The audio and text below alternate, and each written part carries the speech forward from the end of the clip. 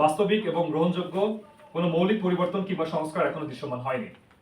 এই প্রেক্ষাপটে জুলাই আন্দোলন আদর্শ মতানুসারে একটি ন্যায়ভিত্তিক ও সম্ভাবনামুখী নতুন বাংলাদেশের বিনির্মাণের লক্ষ্যে বেসরকারি বিশ্ববিদ্যালয়, মাদ্রাসা ও অন্যান্য শিক্ষা প্রতিষ্ঠান সহ জুলাই গণঅভ্যুত্থানে অংশ নেওয়া সকল ছাত্র জনতা ও সহযোদ্ধাদের সমন্বয়ে গঠিত এই সংগঠন অভ্যুত্থান বাস্তবায়ন আন্দোলন একটি সুনির্দিষ্ট রূপরেখা ও দাবিমালা জাতির সামনে পেশ করছে। আমাদের রূপরেখা ছিল মূলত তিনটি, এবং যেটি ন্যায় বিচার স্বীকৃতি ও জবাবদিহিতা, যেখানে মূলত প্রথমত আমরা রেখেছি বিপ্লবীদের রাষ্ট্রীয় স্বীকৃতি ও ইতিহাস সংরক্ষণ, যেটি আমরা পূর্ববর্তী অবস্থানে ব্যাখ্যা করেছি। পরবর্তীতে ছিল সরকারের জবাবদিহিতা, যেটি আমরা উল্লেখ করেছি অতীতের জাতীয় বিচার সহ সরকারের অন্তর্বর্তীকালীন সরকারের এই 16 মাসের বা 18 মাসের জবাবদিহিতা করতে হবে।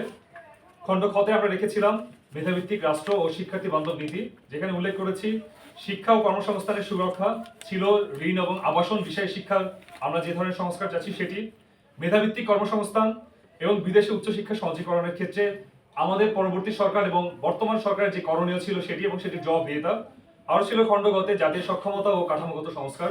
সেই লক্ষ্যে আমরা এখানে যে বিষয়গুলোকে উল্লেখ করেছি শিক্ষা ও শ্রমবাজারের সমন্বয় এবং সর্বশেষ যেটি অর্থনৈতিক পুনরুদ্ধার ও সংস্কার বাস্তবায়ন। অভ্যুত্থান বাস্তবায়ন আন্দোলন এই বিশ্বাস করে জুলাই গণঅভ্যুত্থানের চেতনার উপর দাঁড়িয়ে আগামী বাংলাদেশ করতে হবে এবং বিনির্মাণ করতে হবে। রাষ্ট্র কোনো বিশেষ শ্রেণী বা গোষ্ঠীর প্রতিপক্ষপাতমূলক আচরণ করতে পারবে না, যেটি বৈষম্য বিরোধী ছাত্র আন্দোলনের অন্তরায়। মেধা, যোগ্যতা ও প্রাপ্যতার ভিত্তিতে প্রতিটি নাগরিকের অধিকার নিশ্চিতে আমরা বদ্ধপরিকর।